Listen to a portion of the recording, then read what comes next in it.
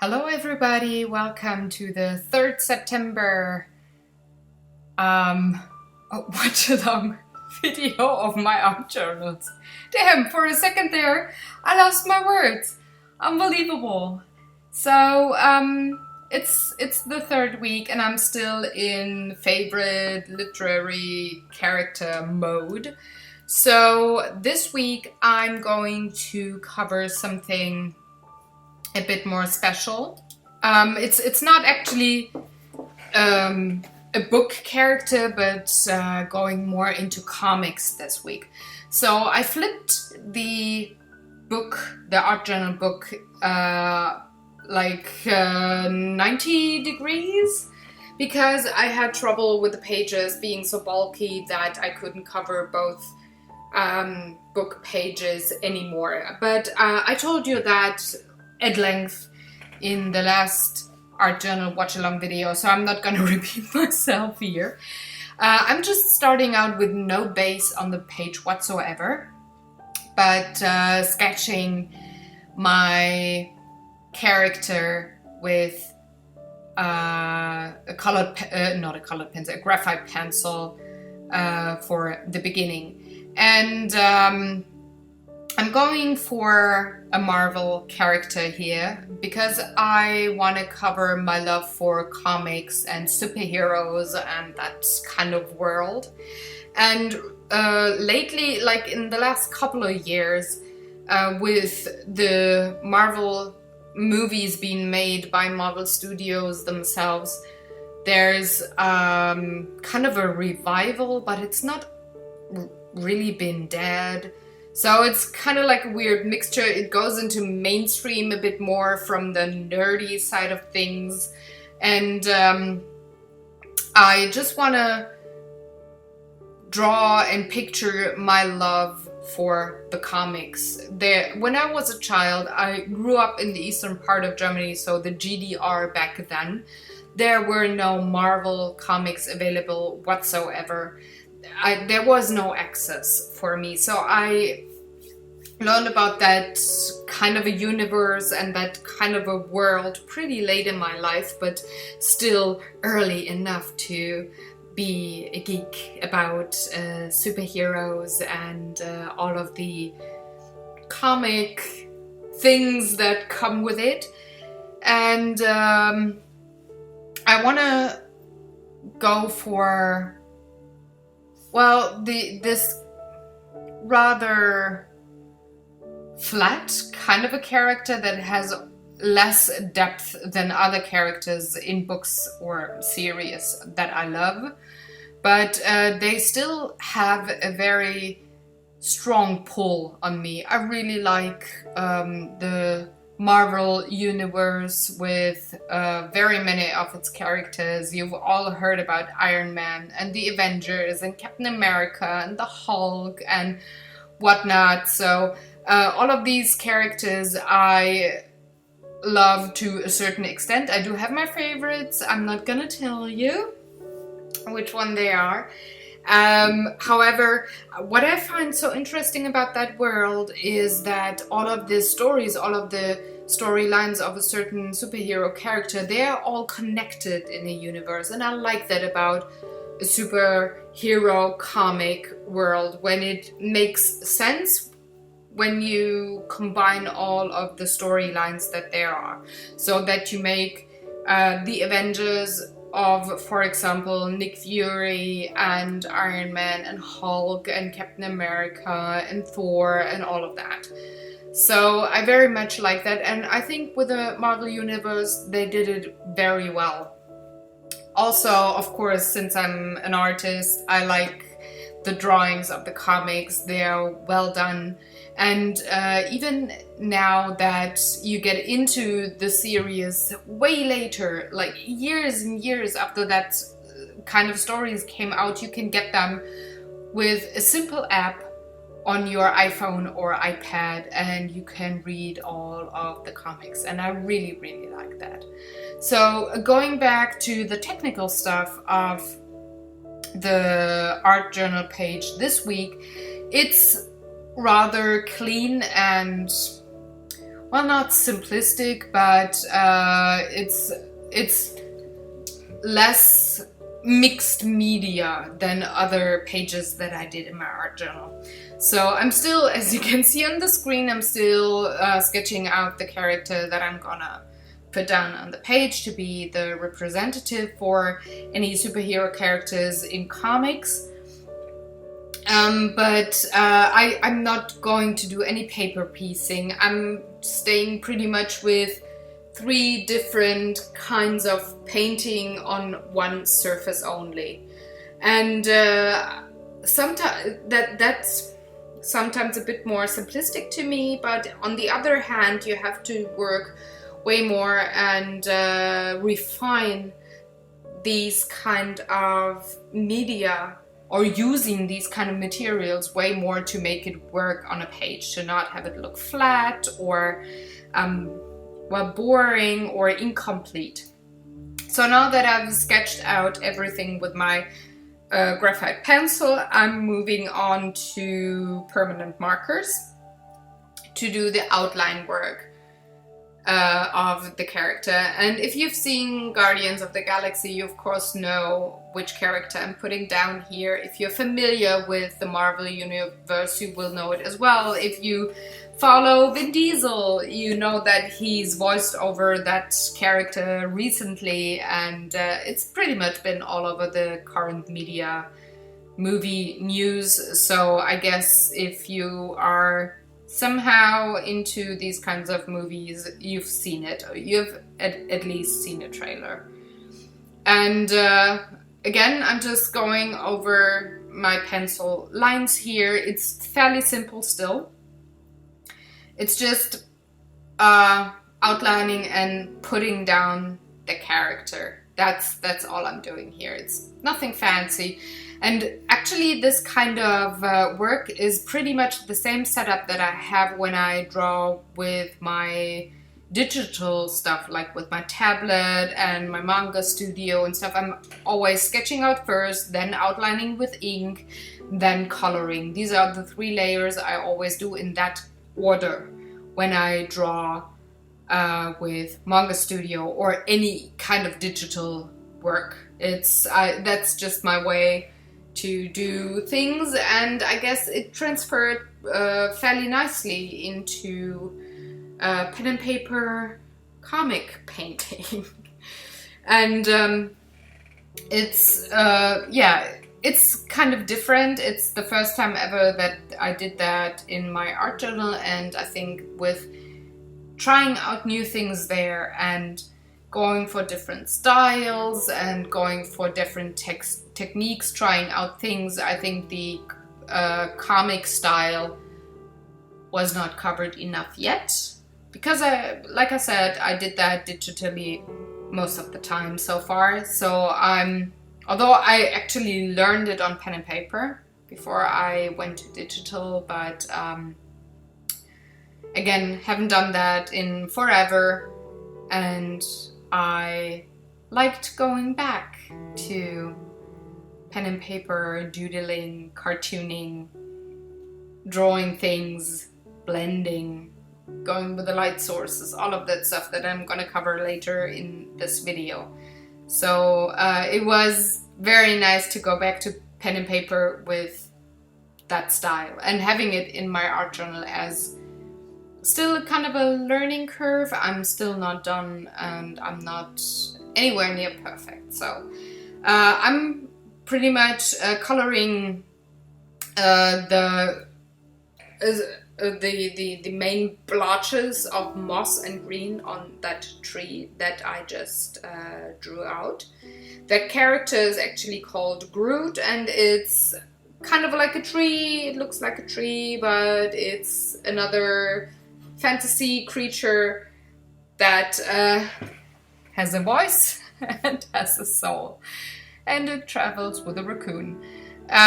So I mentioned on various art journal pages and vlogs already that I don't own all of the shades of Copic markers because they are just so expensive, and I don't use them enough to have like every shade of them.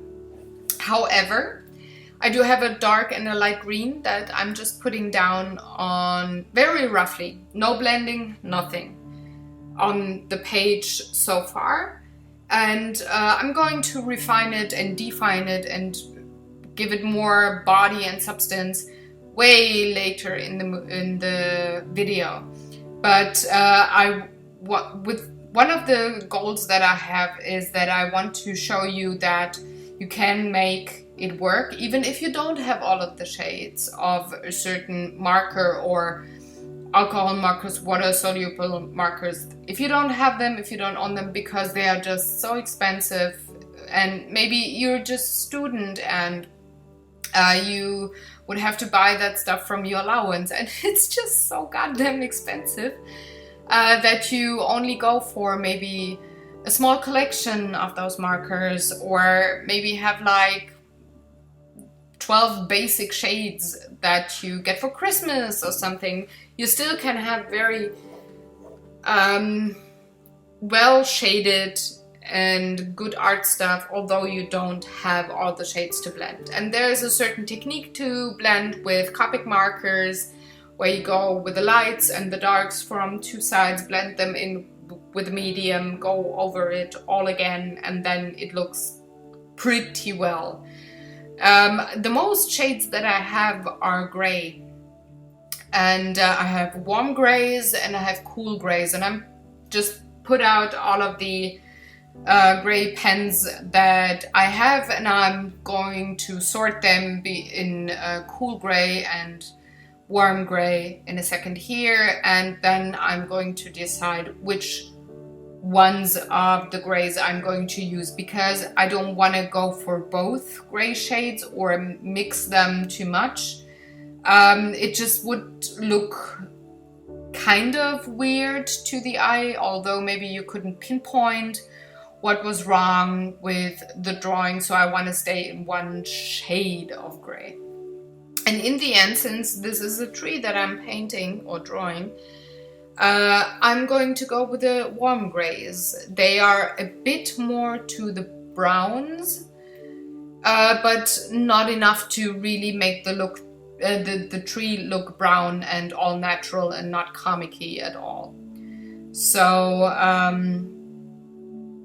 I'm going to put away the cool grays that are on my right hand side, and I'm going to go with the warm grays in the end.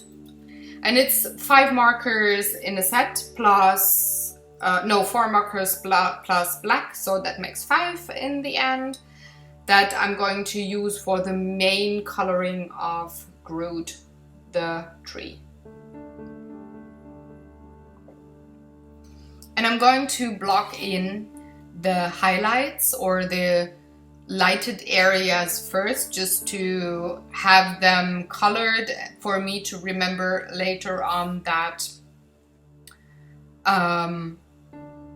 where the light hits Groot. So the light is coming from the right side, from the right hand side of the page, and I'm going to have highlights there. I'm just painting them in or drawing them in, coloring them in right now.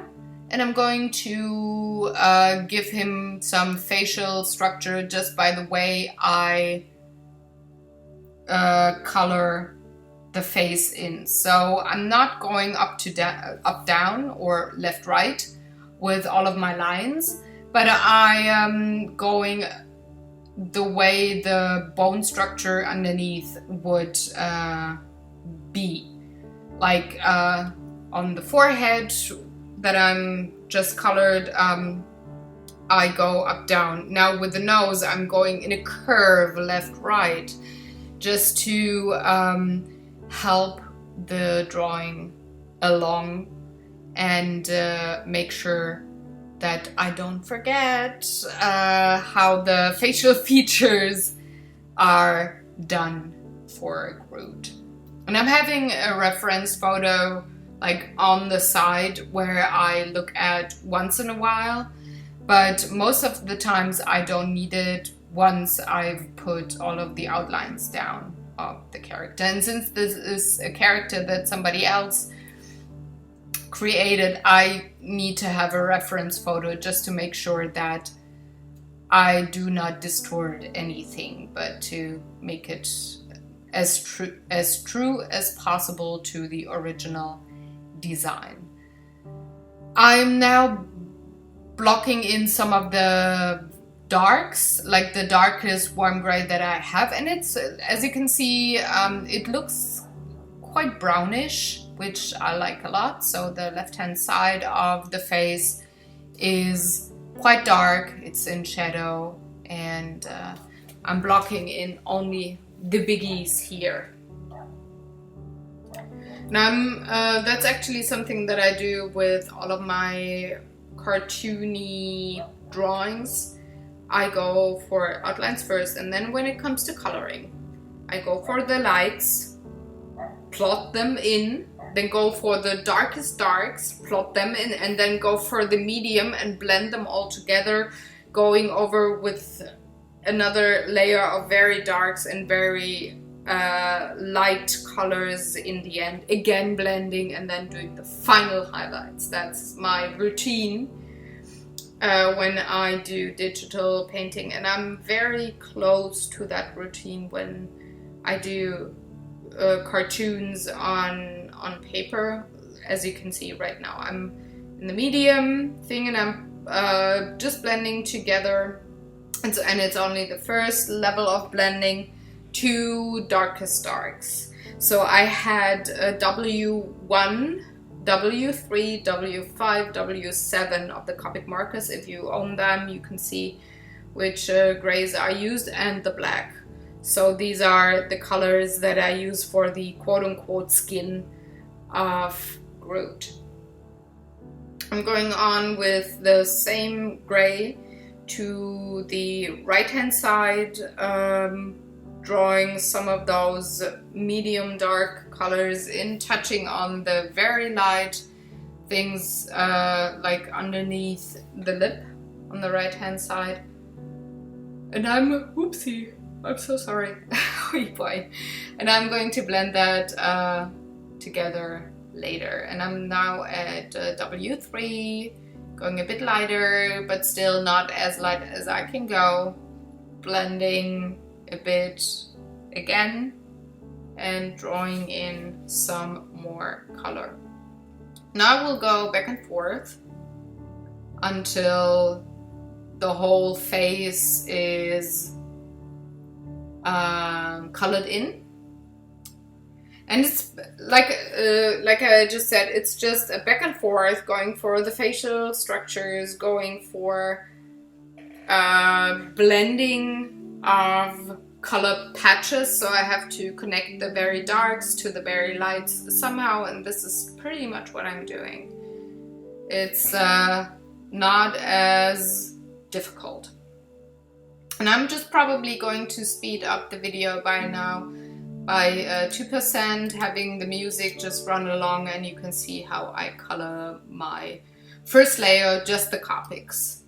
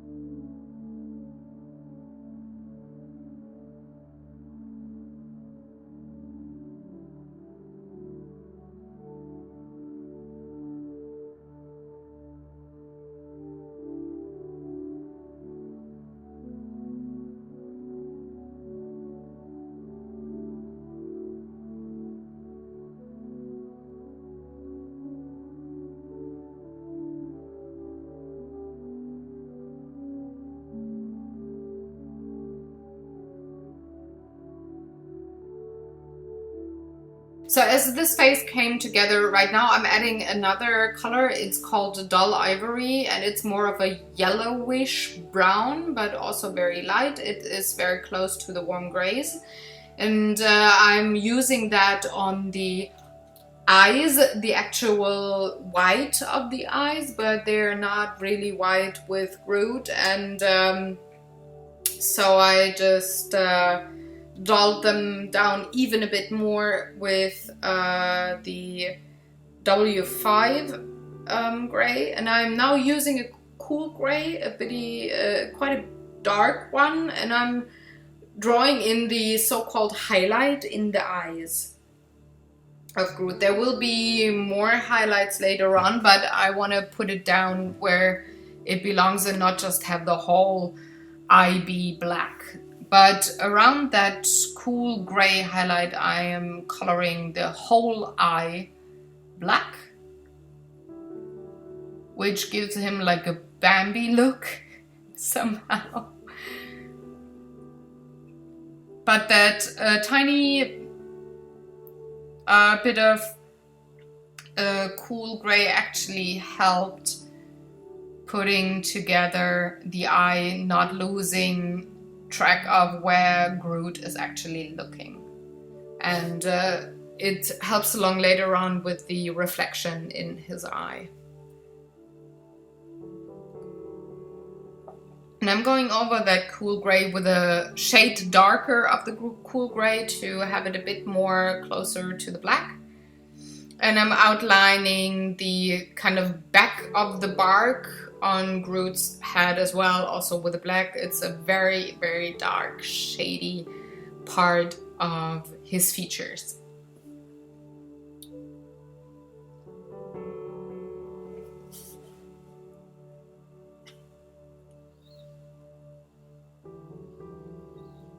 After that, all that is left is the neck and the mouth, and I am going ahead coloring the lips,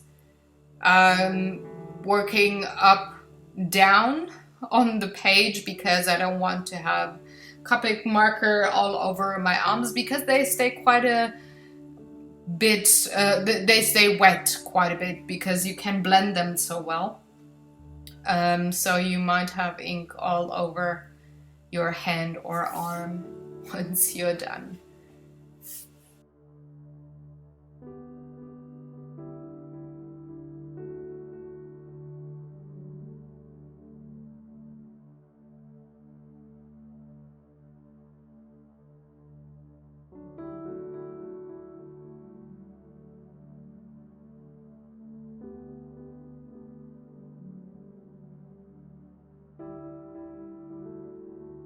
I'm also using that dull ivory color on the teeth, shading it down with number 5 of the warm grays, giving it a bit of dimension, and going in with the W7 only at the outline bits of the teeth to give it, like I said, a 3D effect or depth dimension, whatever you want to call it. I'm blending that front of teeth again with the dull ivory just to make it a nice clean look, and I'm going for the lower lip now. Again, I'm doing the same over and over again. Lights, dark, medium, lights, dark, medium, medium, highlights. That's pretty much all that it takes to have Copics blended quite a bit. All the rest I'm not gonna do with the Copics. The very fine details, the fine blending, I'm not gonna do them with the Copics, but with another medium later on.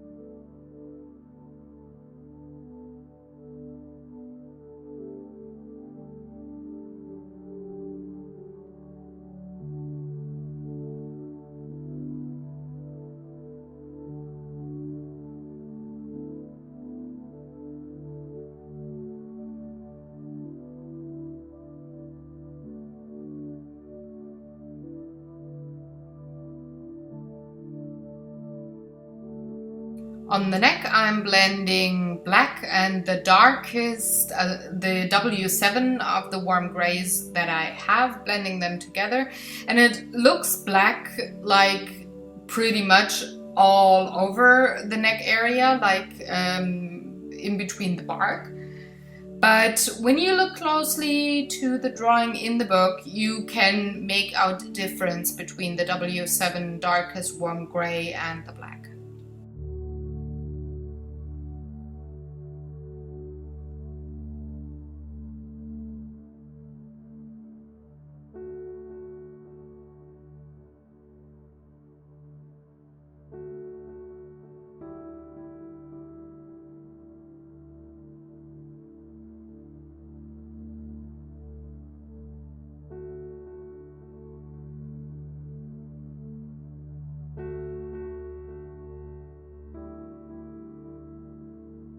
So now that I'm done with all of the grays, I'm going in for the greens again, highlighting and darkening here and there. And I'm choosing one of the greens, going for that color and blending the other color into it. So I'm not having a medium color here, I just have the light and the dark, and still while blending them fiercely into each other, you can make them work. Especially on the lower bark of the drawing, you see that it blends pretty well, and it's gonna blend again way better later when I use another medium on top of the Copics.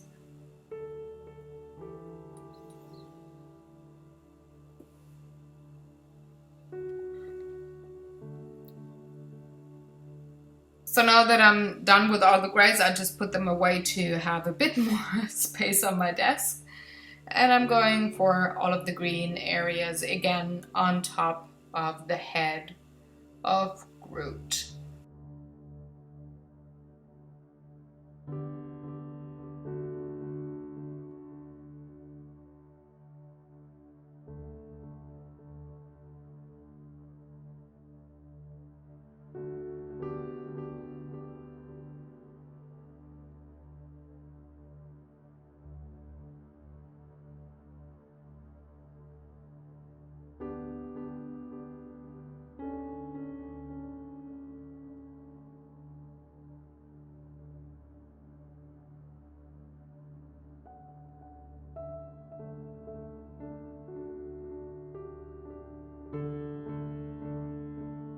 So now that I'm finished with the face so far, I'm going to have a big sip of coffee.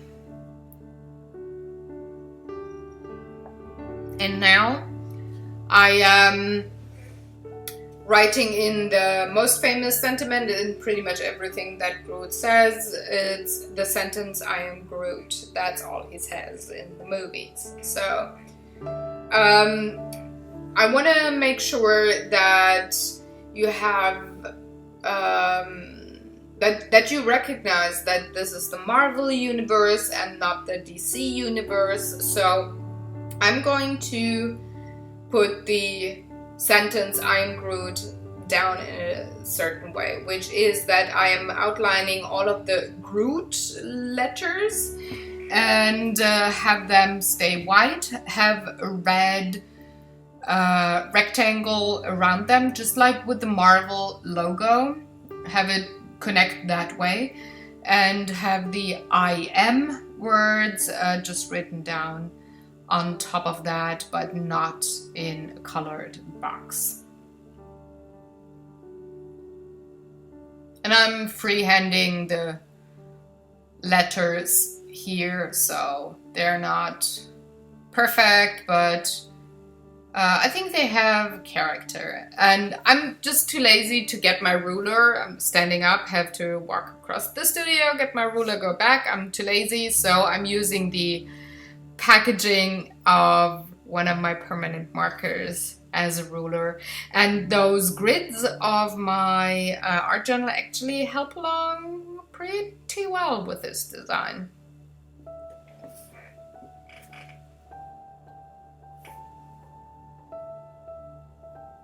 And again, I'm going for the same routine, sketching everything with a pencil, going over it with permanent markers, coloring everything in with comic markers.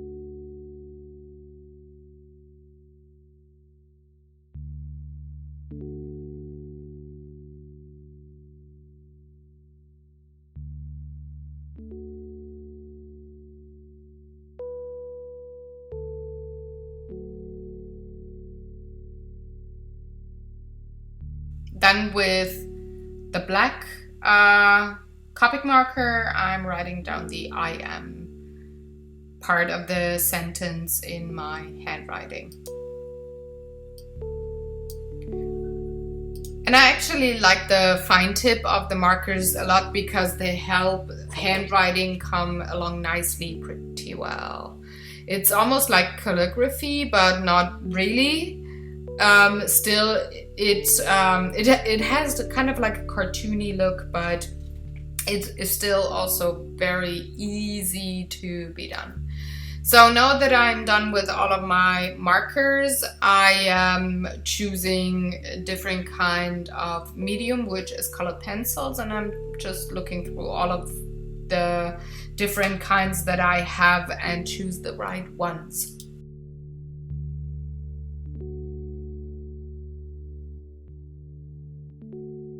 So now that I've decided on my greens and black/gray, I did choose some that are more soft and not as waxy as other color pencils that I have.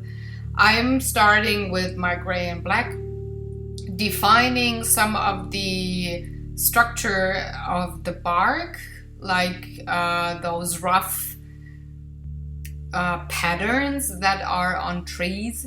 Defining those, going in a bit more for shades and stuff, even blending the lights to the darks more. And that takes quite a bit, and it actually also requires quite a bit of strength. So you see my journal and my desk being wobbly and everything because well, it just shakes to the rhythm of me coloring in the pages a bit more. Also, what I did was going in with a black, like the real darks underneath the greens of the tree, like the mossy parts, to make the moss being standing out even more, and to give the illusion of the moss growing on the tree, meaning a 3D look. Yeah, it's kind of like a look, a 3D look. So I want to create the illusion of having the bark sitting underneath the moss at the border of both. That's why I'm darkening the bark of the tree that much just around the moss and lightening up my pencil stroke a bit more when I come to other parts of Groot. And here I'm getting back to, maybe you don't have the money, just as I do, to buy all of the Copic markers there are. Actually, if you have a decent colored pencil, you can blend both of the media together pretty well and have some of the darker parts or lighter parts of drawings be more defined and outstanding with a colored pencil. So I'm just going on top of the Copic marker. I'm not doing anything fancy here, and still it brings the drawing together way more. It creates depth, it creates dimension. So, and it's fairly simple and maybe a bit cheaper, I guess. I would have loved to have done the drawing with Copic markers only, or with alcohol markers only, but like I said, buying 1,500 pens is required to have quite a bit of money in your pocket, and when you do various art things and need to have more than one medium, or you're maybe, like I said, just a student that has allowance from the parents, how could you afford these kinds of markers? I can't, so I worked my way around it, and I think it came out pretty nicely in the end. And also, another thing that is like by accident but works out very well here is that I think colored pencils do have a more natural feel and look to the eye than markers. Markers are like polished and almost like a print of something. Colored pencils, if you apply them without a blending liquid, they look a bit more rough and natural, which helps along in my case here. The tree is something natural, so the roughness of the colored pencil actually works in my favor here. I'm darkening the left jaw of Groot quite a bit here, because this is where the real shades are, the darkest darks. And again, I'm jiggling and juggling some lines here to create patterns of the bark that again help along the design of a tree with very flat, friendly eyes.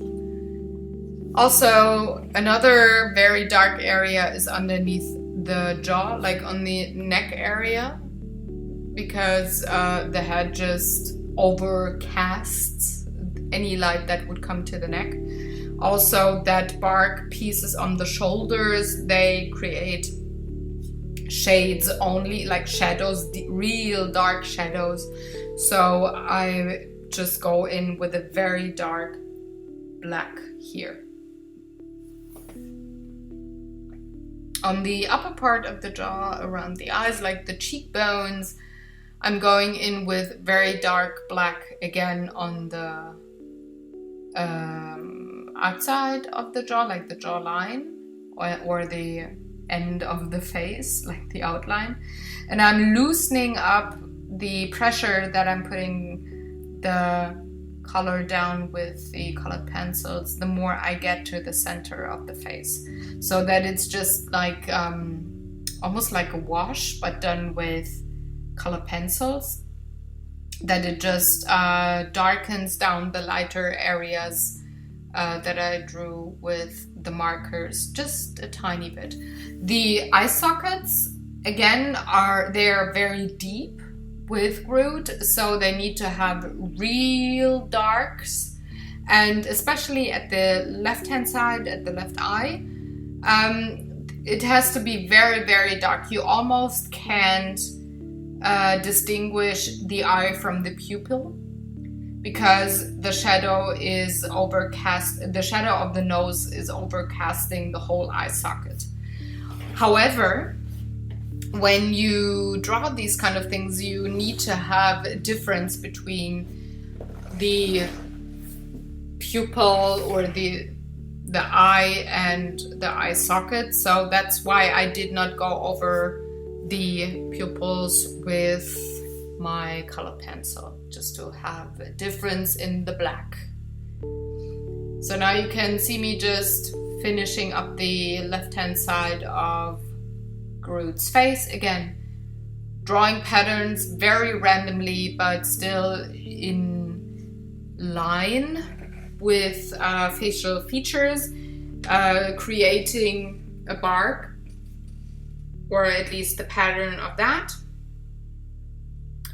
And with the very light part of the nose that I'm working on right now, I'm just going over the whole thing with a very light touch. I'm just giving it a very thin layer of colored pencil. And that actually does it. You don't have to go in with like a real pattern there, or real darks and lights, and work like hell to make both of the shades come together, like the very lights and the quite medium but still kind of dark grays. It actually works when you just go over with the colored pencils with a light touch. And I just rub the whole part with my finger, because my pencils are, like I said, quite smooth and almost like a chalk, so you can manipulate it. They're not as waxy as other colored pencils are, and I'm just rubbing the colored pencil in, smoothing it out a bit, getting rid of the visible strokes, and like that have like a more harmonic surface. So now that I'm pretty much done with the face, I'm moving on to the shoulder and neck parts. Going in with the same technique here, having the very darks to distinguish or to separate that shoulder blade a bit from the jawline, but still the light actually hits that area because the light is coming from the right, so I have to be very careful to not darken that particular part of Groot too much.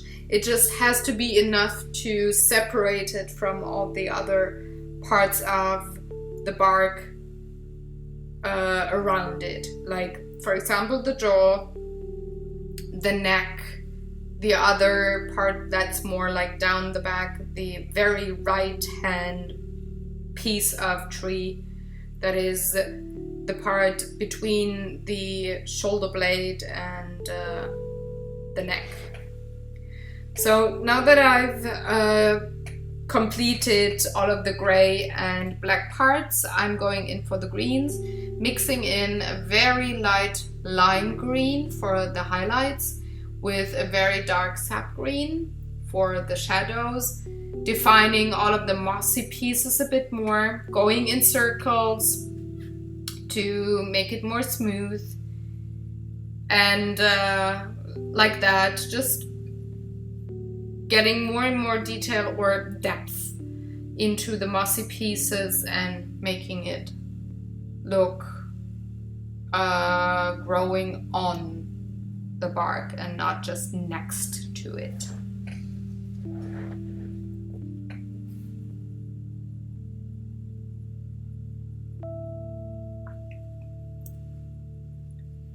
I'm also doing the same thing on the upper part of the head, like the forehead. Same technique, just going over with different kinds of pressure. I'm actually applying more pressure with the light green than with the dark green, just because you have to work way more to make that light green visible on the dark greens. Even on the Copic markers only. The Copic marker green that I used was quite dark, so I had to work with quite a bit of pressure to make the lime green visible. And it's actually more of a yellow green than the Copic marker light green that I use, so it adds another, well, not a shade, but like a tan to it.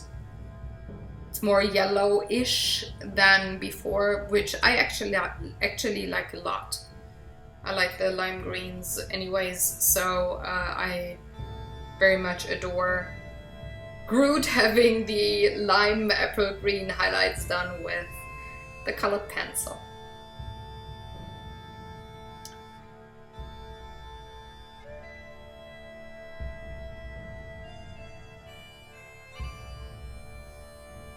I'm almost done with the greens, and then actually the painting is pretty much almost done. I'm just going to put in a very simple background using my watercolors, since I'm going for a very simplistic drawing here. I want to have the focus on Groot and the red part of the sentence that he always says. So I'm just watering down my surface a bit to help the color flow along. And then I'm just coloring in the background with watercolor black. That's all I'm doing. And in the end, when it is dry, it actually looks like I used graphite pencils to create the background. You can only see that it is watercolors if you know that it is watercolors, or if you're an artist yourself, you can distinguish, or if you are very close to the page. Otherwise, it could also be blended or smoothed out graphite pencil, which I think is a nice little detail.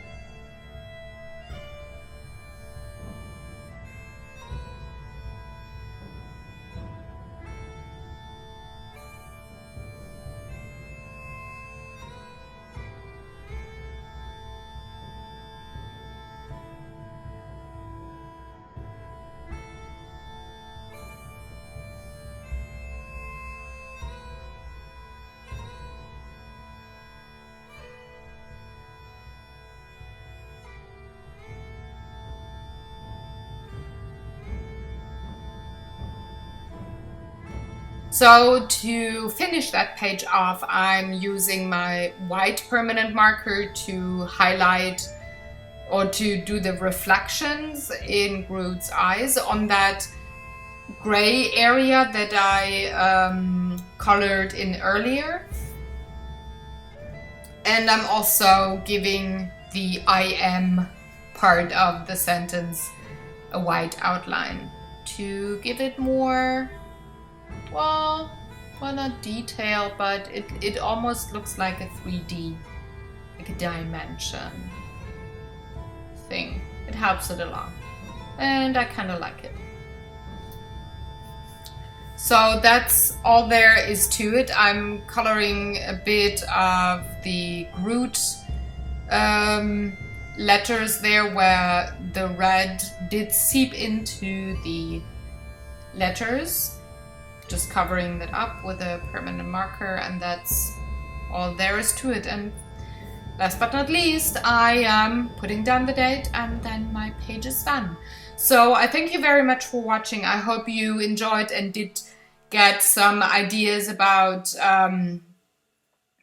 Copic marker coloring with only a limited number of pens and still make it work. I would very much like to know if you like the superhero world as well. And otherwise, like I said, thank you for watching. Go create, enjoy, and I'm going to see you next week with my next Art Journal watch along video. Goodbye.